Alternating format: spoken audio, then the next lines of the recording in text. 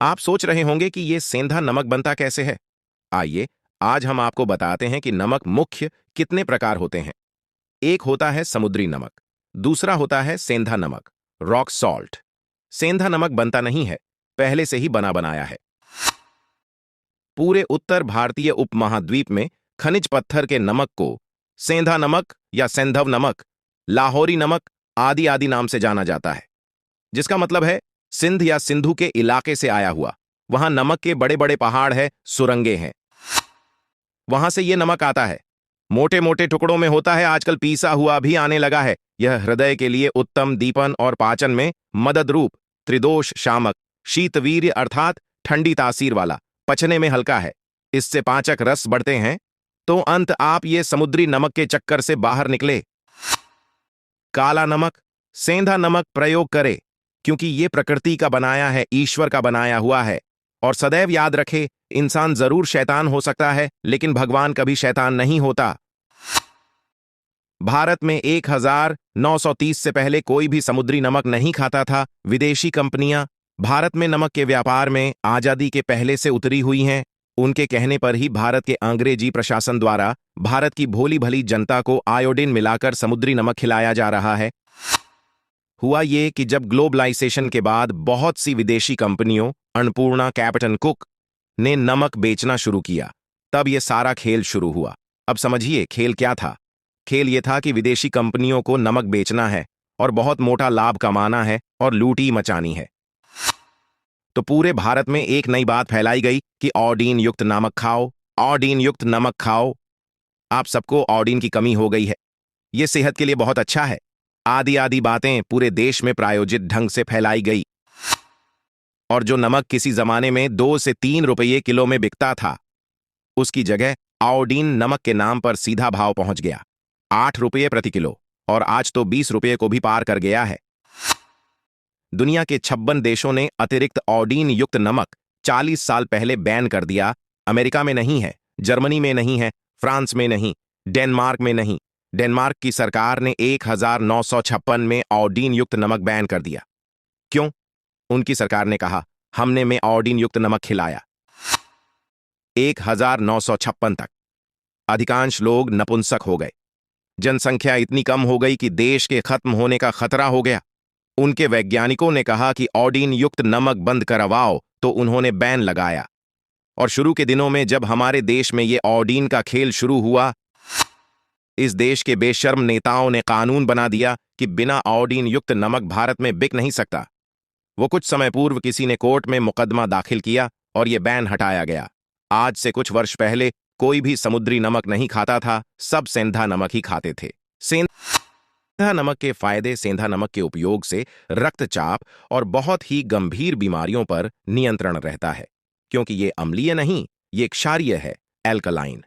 क्षारीय चीज जब अम्ल में मिलती है तो वो न्यूट्रल हो जाता है, और रक्त अम्लता खत्म होते ही शरीर के 48 रोग ठीक हो जाते हैं। ये नमक शरीर में पूरी तरह से घुलनशील है। और सेंधा नमक की शुद्धता के कारण आप एक और बात से पहचान सकते हैं कि उपवास व्रत में सब सेंधा नमक ही खाते हैं।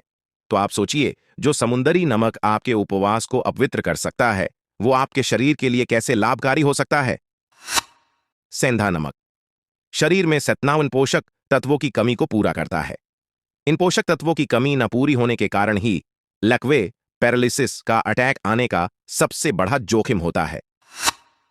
सेंधा नमक के बारे में आयुर्वेद में बोला गया है कि यह आपको इसलिए खाना चाहिए क्योंकि सेंधा नमक वात, पित्त और कफ को दूर करता है।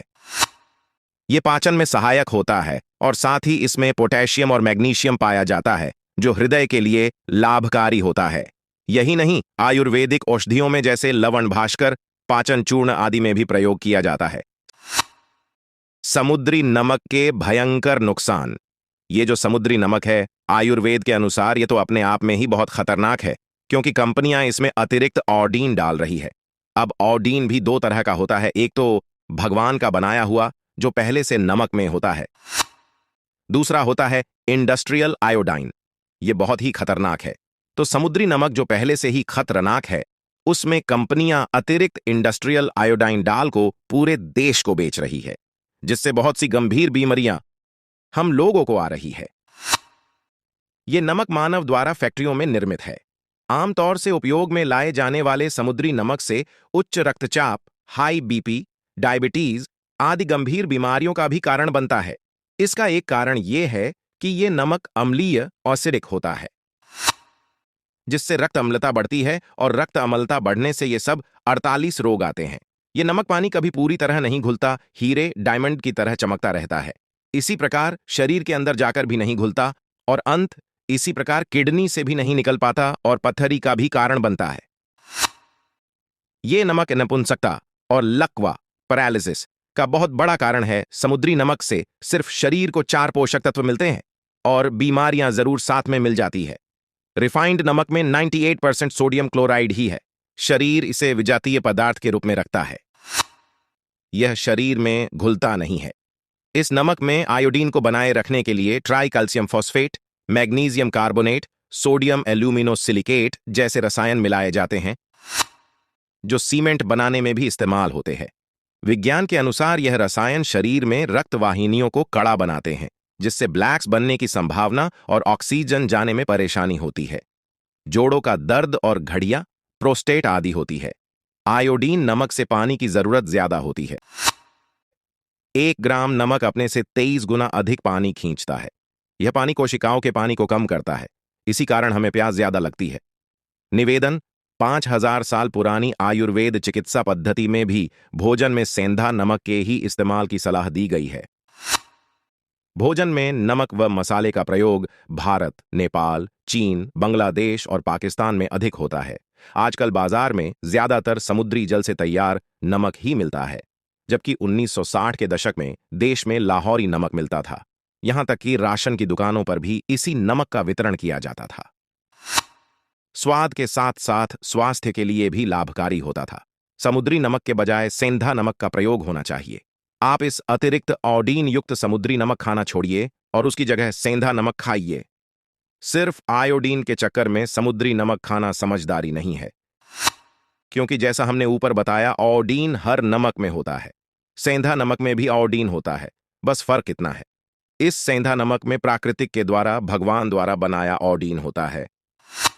इसके अलावा आयोडीन हमें आलू, अरवी के साथ साथ हरी सब्जियों से भी मिल जाता है। आयोडीन लद्दाख को छोड़कर भारत के सभी स्थानों के जल में प्राकृतिक रूप से पाया जाता है।